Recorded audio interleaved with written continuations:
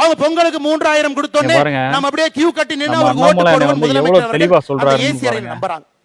அன்பு சொந்தங்களே, நம்முடைய திராவிட முன்னேற்ற கழகத்தினுடைய ஆட்சி வரும் பொழுது 2021 தமிழகத்தினுடைய ஒரு ரேஷன் கார்டின் மீது 2,04,000 ரூபாய் கடன் இருந்துச்சு. ஐயா, நான் திரும்பவும் சொல்றேங்க ஐயா, இதை குறிப்பாக நம்முடைய சகோதரிகள் தாய்மார்கள் கேட்டுக்கிறாங்க. 2021 திமுக ஆட்சி வந்த பொழுது ஒரு ரேஷன் அட்டையின் மீது இருந்த கடன் 2,04,000 ரூபாய்.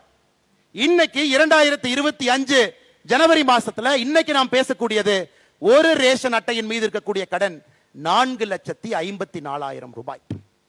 2,04,000 ரூபாய் ரேஷன் அட்டை மீது இருந்த கடன் இன்னைக்கு 4,54,000. எவ்வளவு ஏத்திருக்கீங்க? 2,50,000 ரூபாய் ஒரு ரேஷன் அட்டையின் மீது ஒரு குடும்பத்தின் மீது கடனை ஏத்திட்டு பொங்கலுக்கு எவ்வளவு கொடுத்தீங்க?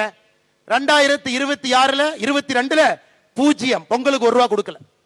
2023 எவ்வளவு கொடுத்தீங்க? 2024 எவ்வளவு கொடுத்தீங்க? 1000 ரூபாய். 2025 எவ்வளவு கொடுத்தீங்க? 0. 2026 எவ்வளவு கொடுக்கறதா சொல்லிருக்கீங்க? 3000. மொத்தமா 5000 ரூபாயை கொடுத்துட்டு 2 லட்சம் ரூபாய் எங்க தலைமையில கடன் வச்சீங்க இல்லங்க ஐயா. அதனாலதாங்க ஐயா திமுக நீங்க கில்லாடி. 9,74,000 கோடி கடன் இந்திய சரித்திரத்துல எந்த ஒரு மாநிலத்திலும் கூட இவ்வளவு கடன் யாரும் சரித்திரத்தில் பெற்றது கிடையாது. ஆட்சிக்கு வந்த பிறகு 5 லட்சம் கோடி ரூபாய் கடன் 4.5 ஆண்டுகளை வாங்கி இருக்கிறாங்க. என்ன பிரமாதம்! கடனை வாங்கி ஆட்சி நடத்திவிட்டு அந்த கடனிலையும் 60% வட்டியை கட்டுவதற்காக பயன்படுத்தி விட்டு என்ன தம்பட்டம் அடித்துக் கொண்டிருக்கின்றார். அருமை சொந்தங்களே, இன்னைக்கு ஆந்திராவை பார்த்துங்க ஒரு உதாரணம்.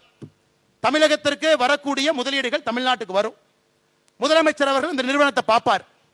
அடுத்த நாள் அதே நிறுவனம் ஆந்திராவுக்கு போகும், கையெழுத்து போடும், பணத்தை அங்க போடுவாங்க. கடந்த 6 மாதமாக பார்த்து கொண்டிருக்கின்றோம். தமிழகத்திற்கு வரக்கூடிய எல்லா நிறுவனமும் வசூல் வேட்டை நடத்தி கொண்டிருக்கின்றார்கள். வசூல் வேட்டை.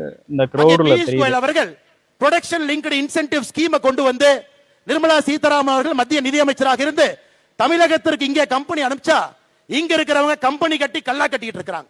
15% கொடு, 20% கொடு. வரக்கூடிய ஒரு நிறுவனமும் கூட திரும்ப பக்கத்து மாநிலத்துக்கு சென்று கொண்டிருக்கிறது. இது என்னங்க நடக்குது? நம்முடைய குழந்தைகளுக்கு வேலை இல்லை. 2030 தமிழகத்தை நாம் உருவாக்கலீங்க ஐயா. 1980 தமிழகத்துல பழம்பெருமை இன்னும் பேசிக் கொண்டிருக்கின்றோம். இன்னும் முன்னாடி போகாம இருக்கும். அதையெல்லாம் இந்த தேர்தல் 2026 சட்டமன்ற தேர்தல் நம்மால் உடைத்து காட்ட முடியும்.